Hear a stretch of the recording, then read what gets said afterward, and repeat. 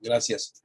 Antes de continuar con con la clase, llevamos, si no mal recuerdo, 3 tareas y yo quiero preguntarles si hasta este momento las tareas, bueno, he checado las tareas y han sido subidas. Estoy sorprendido y les quiero agradecer porque la mayoría de ustedes ha subido sus tareas, pero también quiero preguntar si hay alguien que se le ha atorado la tarea, si hay alguien que le ha batallado para subirla, para realizarla. Y no sé si de los 5 que estamos presentes, perdón, de los 5 que están presentes, alguien tenga alguna duda al respecto, algo que me quieran preguntar. Yo nomás quiero comentarle algo. Ajá. Sí, me cuesta mucho la tecnología. Sufrí para hacerla, pero lo logré. Pero Sí. justo la segunda tarea sí la hicimos en conjunto con Diego Dornel, porque él también tiene poco tiempo y se le hacía bastante difícil poder juntar todas las informaciones, entonces le hicimos en conjunto, así que va a haber una tarea repetida y van a estar iguales. No sé si se podía hacer así o no, pero le hicimos así. Ok, fíjense que sí miré dos tareas idénticas. No era tu caso, pero ya me explicaron que sí hay momentos en los cuales hay tiempos que se complican y se hacen las tareas en conjunto. Solamente les voy a pedir que si ese es el caso, en la parte de abajo, perdón, no en la parte de abajo, sino en el comentario al momento de subir la tarea, puedan poner ese comentario aclaratorio, ¿no? Lo hice en conjunto con tal persona por este motivo. Y ya de esa manera yo no lo elimino porque resulta que dejé 2 tareas sin calificar porque eran idénticas, pero ya después me explicaron que se habían trabajado en conjunto. Entonces, pues sí, Justo yo, gracias. hola, permiso. Yo justo escribí en el comentario y cuando envié, el comentario quedó en vacío. Justo yo hice esa observación, le mandé, pero cuando envié el trabajo, la observación me quedó en vacío. No sé qué pasó, que no registró. Por eso le estoy hablando hoy. Ok, voy a tomar nota. Fíjate, Doris, que la primera vez que yo hice un comentario, nunca me di cuenta que dice guardar. Escribe en el comentario y de este lado dice cancelar, guardar y hay que darle guardar porque yo mandaba comentarios y no aparecían. Ya hasta que me di cuenta que le tienes que dar guardar para que el comentario quede fijo en la esta, pero tomo nota y así lo evalúo, Ana Doris. Muchas gracias. Gracias. ¿Cómo te dicen? ¿Ana Doris o Doris? Doris. Doris. Acá en Guadalajara tenemos una hermana que llama Doris, así tal cual, Doris. Yo es la segunda vez que escucho este nombre, pero es nombre bonito. Gracias por la aportación y por la participación de esta mañana. Alan, Alejandra y Gabriel, no sé si tengan alguna pregunta, alguna observación al respecto de la tarea.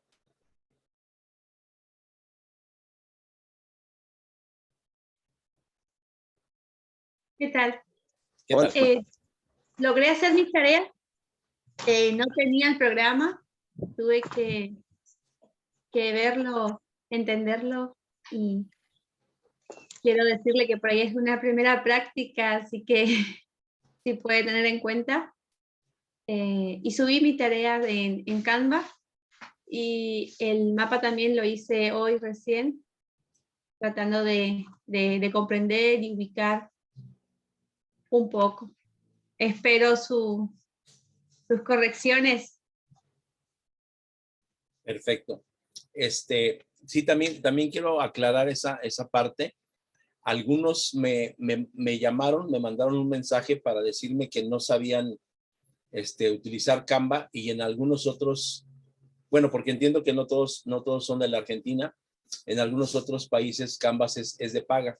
En México es gratuito, por eso yo lo recomendé y es solamente una herramienta para facilitar esta forma, pero sí hay que interactuar ahí poquito con las formas y todo esto, pero bien hecho.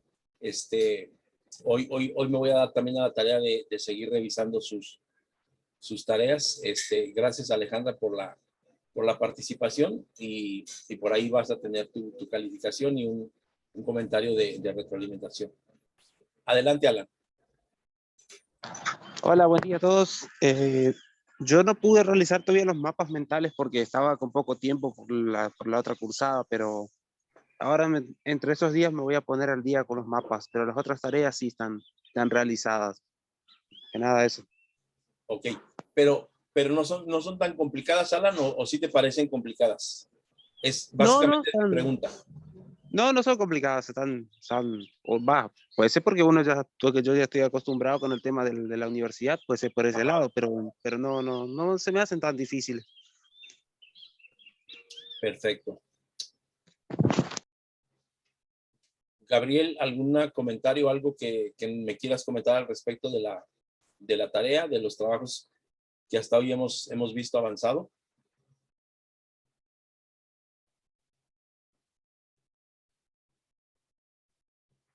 Bien, perfecto. Pues parece que Gabriel no está de momento disponible. No importa, pero la pregunta es, ¿te parece que están bien, que están sencillas, están complicadas?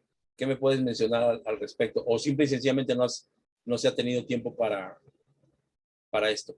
En caso de que no se haya tenido tiempo, les quiero comentar que es cuestión de que me manden un mensaje para poder habilitar la plataforma y que puedan subir la tarea, ¿no?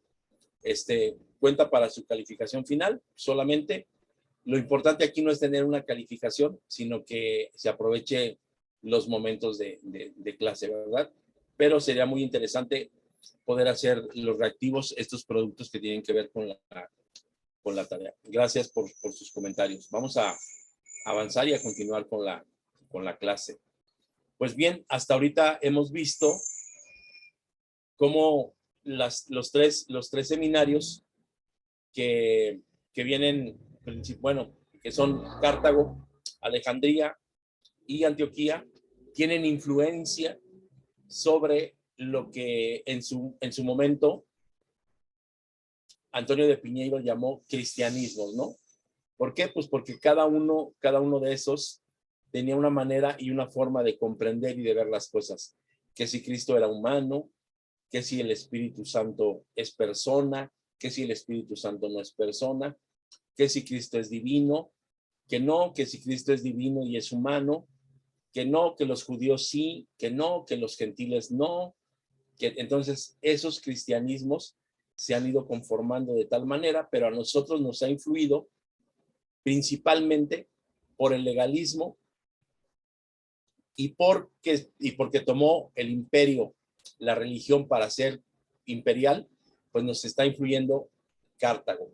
Ahora miramos y pasamos al segundo periodo de la historia que tiene que ver con la Edad Media, con el tiempo del oscurantismo, en donde la Biblia es escondida y es traducida al latín y las misas se celebran en latín y la misa pasa a ser parte del imperio y entonces ahora los papas los pone el imperio, ya no los pone, o el mismo emperador es la cabeza de la iglesia y entonces la iglesia pasa a politizarse más de ser una religión. Ahora nos empiezan a influir este legalismo, pero también ciertas doctrinas.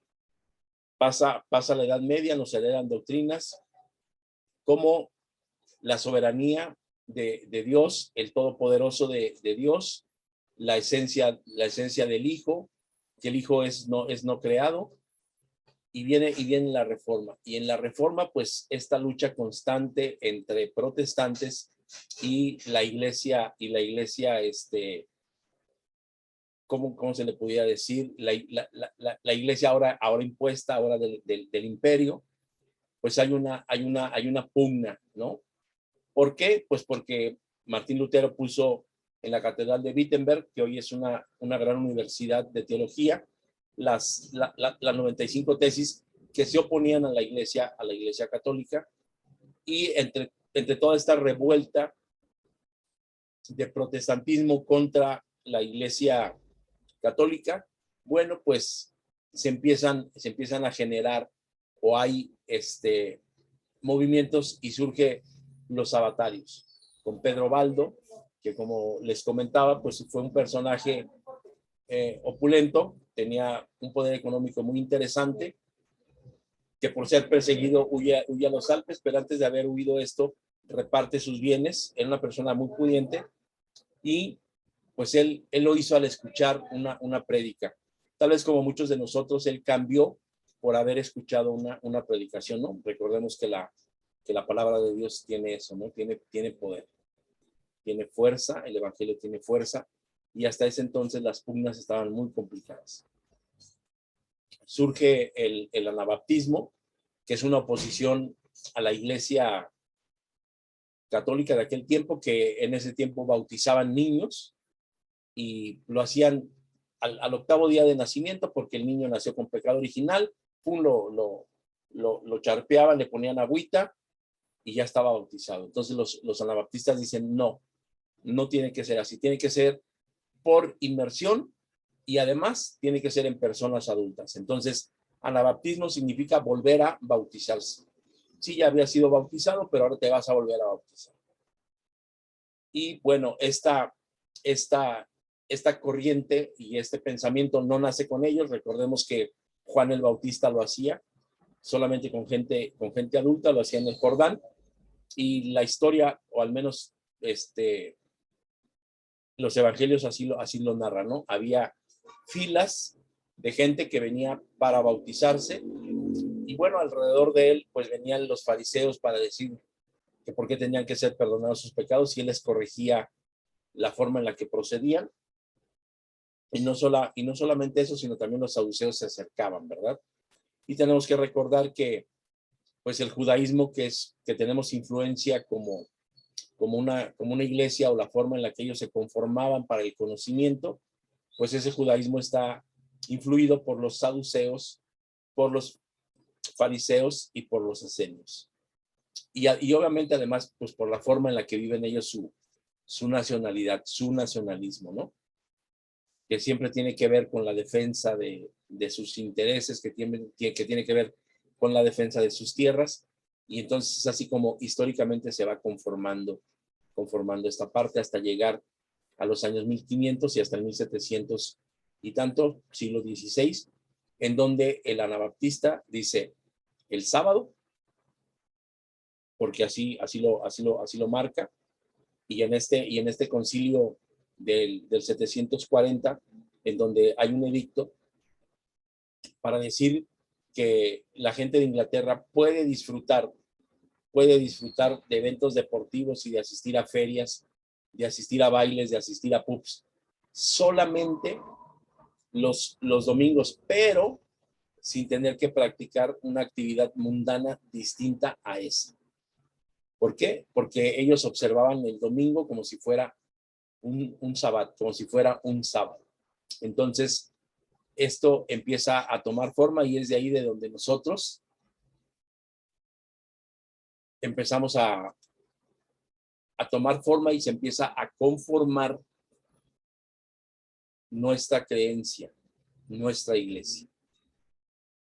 Voy a compartir para continuar.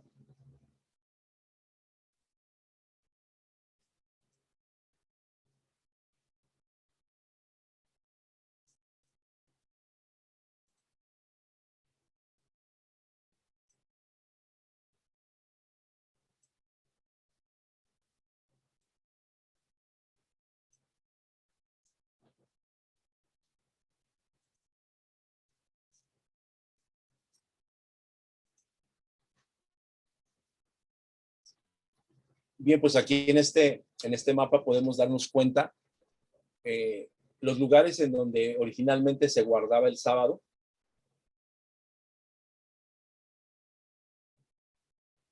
Y dice el título, Mapa del Sabatismo Radical. Eran radicales porque ellos defendían a capa y espada este día, ¿no?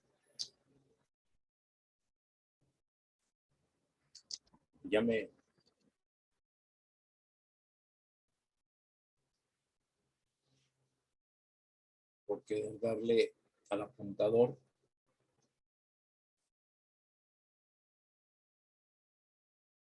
Principalmente Silesia era parte del norte de Moravia, lo que actualmente es el sur de Polonia. Allí había sabatarios. Bohemia también comprendía la parte occidental de la actual República Checa. En el tiempo de la Reforma Radical, en esta parte se observaba el sábado. Moravia comprendía la parte oriental de la actual República Checa y en esta parte también se observaba el sábado. Transilvania, en la época de la Reforma, era la actual Rumanía. Entonces, o Rumania, aquí también se observaba el sábado. Recordemos que la Iglesia Popular o la Iglesia Católica de aquí nace y de aquí sale el poder para todo el imperio. Y entonces esta gente que viene de Turquía, de la parte de aquí abajo, que es Siria, son parte de la dispersión, pero también son estudiados. Recordemos que mirábamos a Montser, que era un personaje que era teólogo, pero además era activista y miraba mucho por los campesinos, tanto que le costó la vida, ¿no? Entonces, el radicalismo de observar este día era defenderlo a capa y espada porque era una creencia. Y así como en su tiempo, a los judíos del exilio empezaron a tomar forma cuando llegaron a Babilonia y decían, nosotros tenemos que observar el sábado, nosotros tenemos que adorar solamente a Dios. Entiendo yo que por fe ellos empezaron a observar de esta manera tan radical y tan fuerte los días sábados. ¿Por qué? Porque la gente en ese tiempo decía, es decir, los ingleses, la gente de por acá, que observaba el domingo como día de descanso pensando o entendiéndolo como un sábado, pues ellos dijeron, esto no es así. Es el sábado y el sábado es el séptimo día de la semana y es el día que la teología genésica exige, ¿no?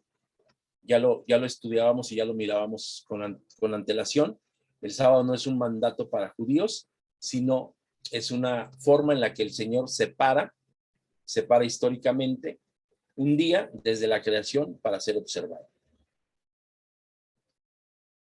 Histórico de la doctrina de la Reforma Anabaptista. En Hungría y Lituania, la corriente filosemítica, es decir, la gente que se adecúa y se compara o se adhiere a estas ideas semitas que tienen y que manejan la lengua hebrea, además de hacen un énfasis en el Antiguo Testamento. En Rusia, el Nuevo Testamento, rechazado con un movimiento semijudaizante que se basaba su religión solamente en el Decálogo. En España, hay algunos marranos o cristianos nuevos, porque el grueso de la población del orbe en aquel entonces así les decía, convertidos del judaísmo al cristianismo, emigraron a Italia, continuadores del valdesiniasmo radical y de los anabaptistas. Este valdesiniasmo tiene que ver con los valdenses, de ahí viene esta palabra. O rebautizadores optan por el filohebraísmo, como los socinianos de Polonia. En Transilvania, Francisco David, pastor húngaro, abolió el bautismo infantil e invitó a Matías Behe Glirius, hebraísta y cristiano judaizante, quien influiría para su adopción en el sabatismo. Behe sostenía que el Antiguo Testamento estaba más inspirado que el Nuevo Testamento, la segunda venida de Cristo, el sábado y la ley de la alimentación. Y recordemos que este pensamiento de Matías tiene que ver con lo que en su tiempo Marción decía, hay dos dioses, uno bueno, que es el del Nuevo Testamento, que es Jesús, y uno malo, que es Jehová del Antiguo Testamento. Entonces, dense cuenta cómo a través de los años, a través de los siglos, este pensamiento sigue influyendo, ¿no? No sé si ustedes en algún momento han pensado si es más inspirado o menos inspirado el Antiguo Testamento que el Nuevo Testamento. Pero los padres de la iglesia, como Filón, como Clemente, como Tertuliano, como todos ellos, fueron los que apartaron o los que hicieron el canon bíblico. Se había celebrado ya para este entonces el concilio de Jamnia y todos estos concilios que tenían que ver con la conformación del Antiguo y del Nuevo Testamento. Y para ese entonces se entendía y se comprendía que ambos testamentos, que así les puso un hereje y la iglesia cristiana adoptó esos nombres de Antiguo Testamento y de Nuevo Testamento, estaban inspirados por Dios, a pesar del idioma en el que habían sido escritos, ¿no? Porque recordemos que históricamente los judíos no aceptan el Nuevo Testamento porque no está escrito en hebreo ni en arameo, y es griego. Y los judíos tienen un problema con la filosofía, es decir, no se piensa y no se cree filosóficamente, se piensa y se cree literalmente.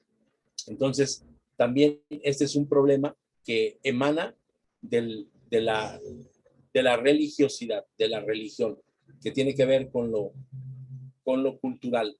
Yo no te acepto porque tú eres helenista y eres filósofo. Y entonces por eso, básicamente es por eso que el Nuevo Testamento, los judíos no lo aceptan.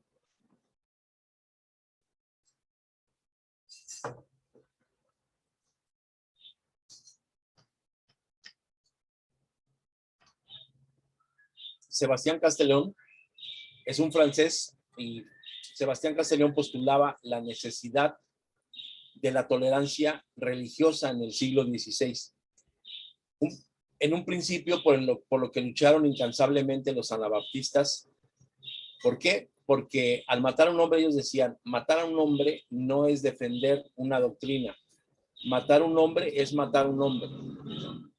Cuando los ginebrinos ejecutaron a Servet, no defendieron una doctrina, mataron a un ser humano. Recordemos nosotros que Servet fue ejecutado, fue muerto por los ginebrinos, y Sebastián Castellón se pronunció en contra de esto, y por esto es que se le llama movimiento radical al anabaptismo, ¿no? Porque ellos no solamente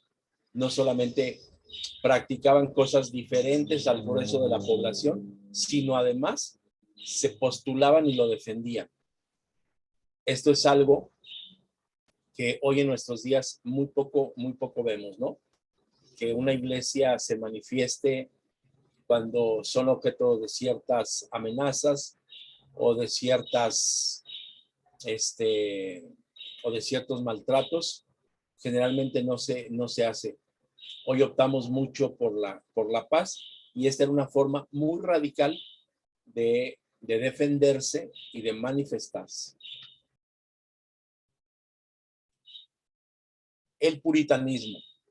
Otros puntos de su doctrina son, ya lo mirábamos, pero ahora vamos a hablar del puritanismo, no de Martín Lutero, sino el puritanismo toma esas partes. El énfasis en el estudio privado de la Biblia,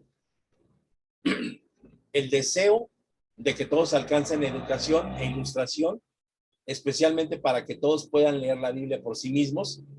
Recordemos que venimos de la Edad Media, una edad en donde la Biblia estaba prohibida y en donde además estaba traducida al latín. Entonces tuvo que volver a traducir a los idiomas principales, ¿no? Tal vez en aquel tiempo inglés, tal vez en aquel tiempo alemán, tal vez en aquel tiempo griego, bueno, que ya se tenía en griego y que ya se tenía también, obviamente, en hebreo.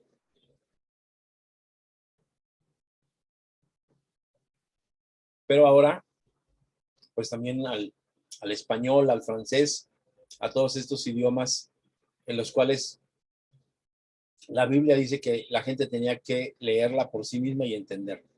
El sacerdocio de todos los creyentes, es decir, no se es exclusivo sacerdote cuando lo marca el imperio o cuando lo marca un colegio, sino el sacerdocio viene siendo una oportunidad para todos los creyentes. Simpleza en la adoración, la exclusión de vestimenta, imágenes, velas, etcétera.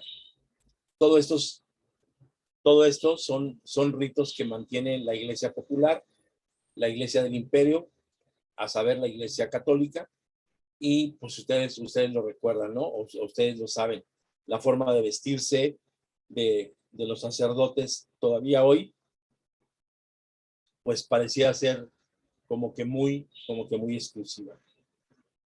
la no celebración de festividades tradicionales, la creencia en guardar como obligatorio un día de la semana que está ordenado en los 10 mandamientos.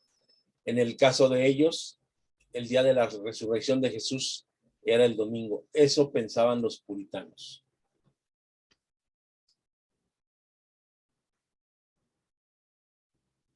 Tomás Tilliam, en 1656, Tilliam comenzó a dar servicios en la parroquia de Colchester, Inglaterra, los sábados. Esta es la fotografía de esa parroquia.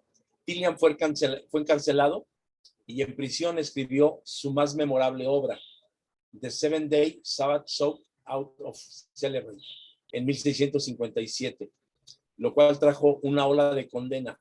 Tilliam predicaba la imposición de manos y fue el primero en llamarle al domingo la marca de la bestia, un reclamo que muchos sabatistas posteriormente predicarían. Esto también es una costumbre que, por ejemplo, en la República Mexicana, mucha gente tomó así, ¿no? El domingo no es el día de guardar, el domingo no es el día elegido, el domingo es anti Dios, el domingo es anti Jesús, es anticristo, es la marca de la bestia. Chequen ustedes la parroquia. Imagínense ustedes desde este centro o desde este lugar empezar a celebrar cultos a Dios, al Dios Todopoderoso en sábado. Pues la gente se oponía porque no era la costumbre y no era el uso del grueso de la población. Y bueno, quiero comentarles que ya para ir concluyendo la clase de esta mañana, que Peter Chamberlain fue un aristócrata y antiguo doctor de la realeza. ¿Qué quiere decir esto? Que él fue doctor del rey o de la reina en turno en Inglaterra. Guardó el sábado por más de 32 años y en 1682 llamó al Papa el cuerno pequeño. Estas son las herencias que nosotros, como Iglesia de Dios Séptimo Día, empezamos a conformar. Y obviamente son costumbres y son usos que no nacen en ese tiempo, sino que se empiezan a traer del pasado y se empiezan a vivir nuevamente, porque el estudio, porque la teología, porque el conocimiento de las cosas los empiezan a llevar a esto, ¿no? ¿A qué? A observar el sábado, a bautizar gente adulta, a ir en contra de la observancia del domingo, a ir en contra de las indulgencias, a ir en contra de una orden o de un nuevo orden sacerdotal que nada tiene que ver con la herencia de Aarón, con la herencia de Moisés o con la tribu de Leví, sino que por haber sido separados la iglesia imperial del judaísmo, pues entonces se separó al momento de que los judíos están en dispersión por todo el continente hasta entonces conocido. Voy a dejar de compartir. Esto es lo que nosotros hemos podido ver en esta mañana, y no sé si quieren abrir sus micrófonos para escucharles o si quieren poner algún dato ahí en el chat al respecto de la clase de esta mañana. Vamos a empezar con el momento de las preguntas o de los comentarios. Adelante, los escucho.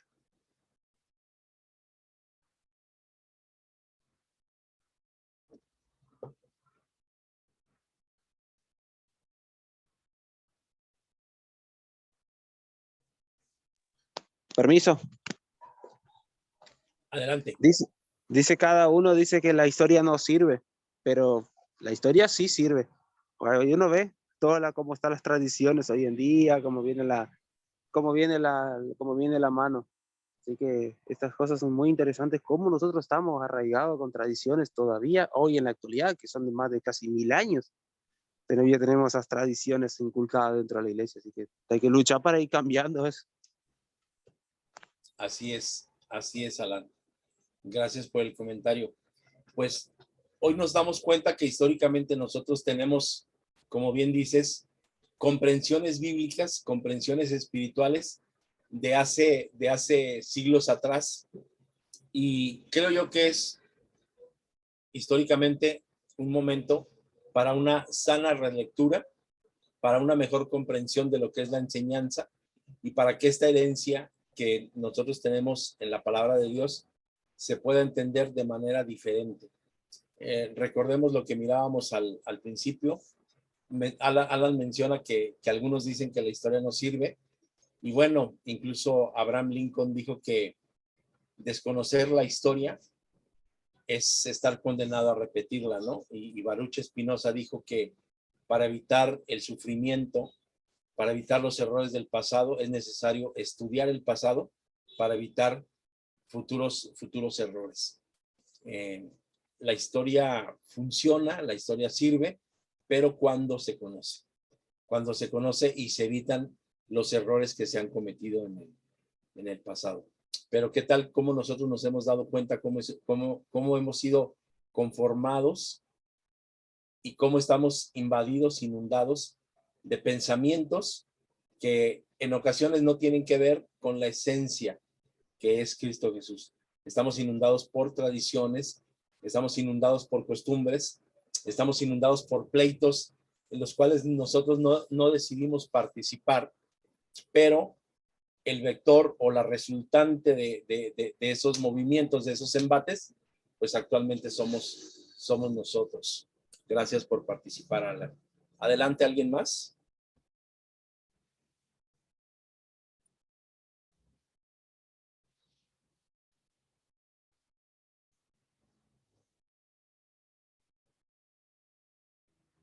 Sí, pastor.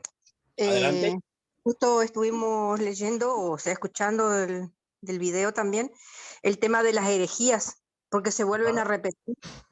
Por ejemplo, el tema que el Dios del Antiguo Testamento era un Dios malo y Dios del Nuevo Testamento un Dios bueno, yo creo que eso sigue arraigado en mucha gente y vuelven a repetir esas cosas, ¿no es cierto? Y hay otra, ¿cómo es?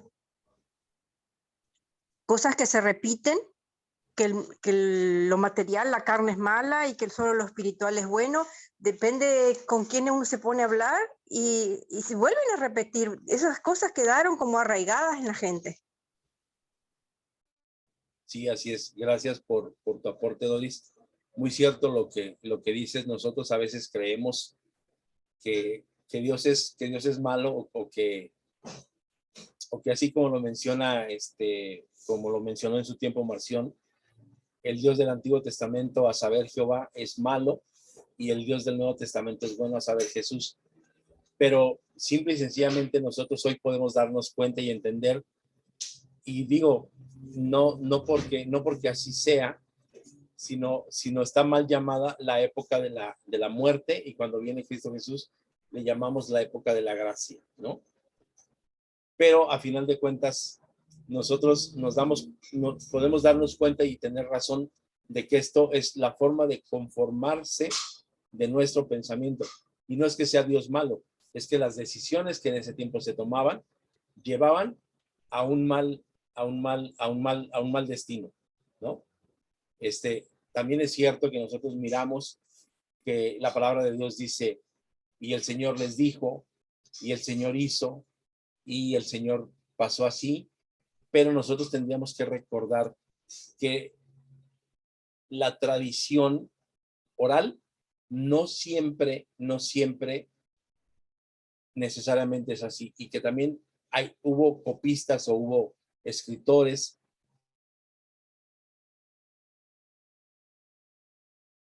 de los papiros. Hoy nosotros no contamos de la copia, porque debemos de recordar que originalmente se escribían en papiros, en pergaminos, y esos, el tiempo los hizo que se perdieran.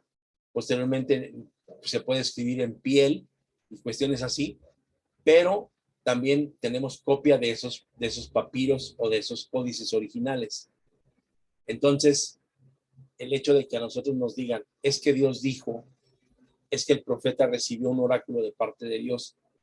Tendríamos que entender nosotros que también el escritor, también el escriba, no siempre escribió lo que conoció o lo que vivió.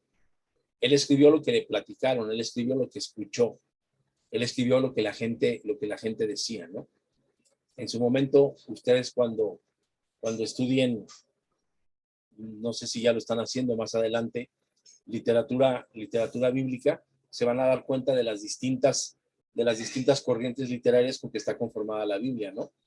Poesía, historia, leyenda, el evangelio es una forma de escribir porque habla precisamente del anuncio de un nuevo reino, ¿no? La apocalíptica también es una literatura y ahí nos vamos a dar cuenta de que esas literaturas, de qué están conformadas, cómo inciden las leyendas, cómo inciden los mitos y no necesariamente leyendas y mitos como nosotros hoy los comprendemos, sino leyendas o mitos para acercar al ser humano a la comprensión divina. Dice por acá, gracias Doris por tu participación, dice por acá Alejandra, es bueno conocer cómo y dónde surgen las doctrinas y enseñanzas que hoy estudiamos. Eso es definitivo. Pero creo yo que lo que podríamos aquí aprovechar es saber cómo incidieron y cómo influyeron en su momento para una buena comprensión, pero también en su momento para una muy mala comprensión, ¿no? ¿Por qué? Pues porque Cartago con su forma legalista de ser nos tiene hoy muy influenciados a nosotros.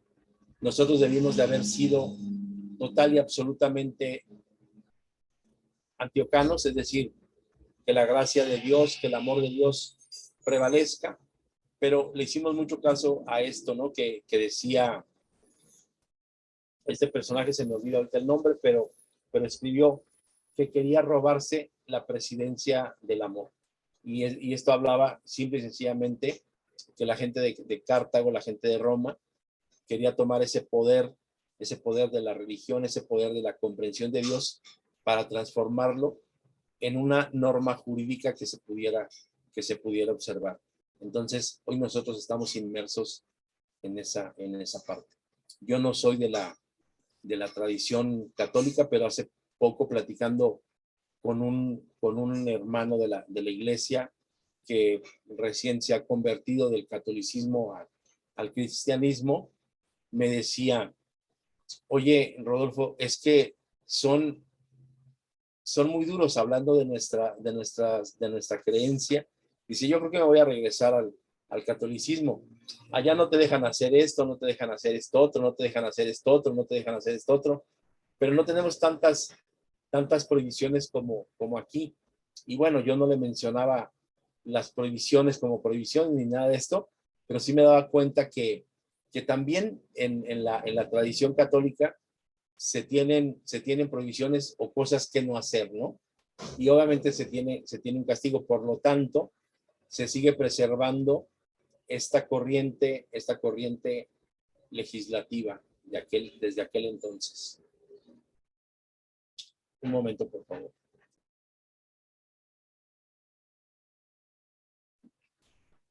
No sé si haya algún comentario más. Tenemos todavía algunos minutos para preguntas, algún comentario, alguna pregunta, alguna queja.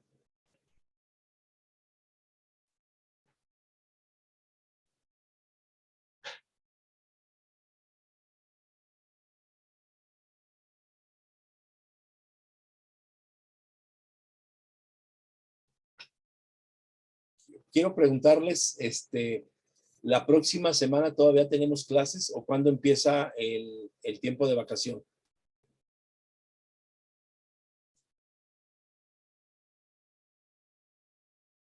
Tenemos clases la próxima semana. Acá en Misiones. No sé cómo será en Buenos Aires, creo que tienen una semana más tarde. Perfecto. En Misiones, entonces, todavía hay una semana de clases. Comenzaría el 10 de julio el receso. Perfecto. Ok. Bueno, pues vamos a dar por concluida la clase de este día. Y tú mismo, Alejandra, nos despides en oración. Sí, cómo no. Oremos. Te damos gracias, oh Señor infinito. Gracias por venir a nosotros en todo tiempo. Gracias por la instrucción. Gracias, Padre bueno, porque a través de estas clases, Señor, tenemos un momento de aprendizaje, de acercamiento, de comprensión, porque tú, Señor Dios, con tu Espíritu Santo guías nuestras vidas, guías, Señor, nuestro camino, pones, Señor, en nuestra mente el querer como el hacer. Señor, infunde, Padre bueno, esos planes de bien que tienes para todos tus hijos. Gracias por ese amor infinito que nos acompaña en todo tiempo y las más ricas bendiciones que recibimos de tu parte. Oh Dios, te alabamos en este momento y queremos que tú seas nuestro eterno compañero, que tú, Señor Dios, guíes la vida de nuestros seres queridos, nuestros hermanos, nuestros semejantes. Señor Dios, oye nuestro clamor y sé propicio, Padre bueno, con nosotros y con las intenciones de todos mis hermanos aquí presentes. Amén.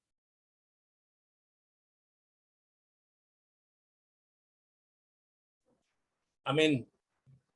Que el Señor nos bendiga. Gracias por la participación del día de hoy. Que tengan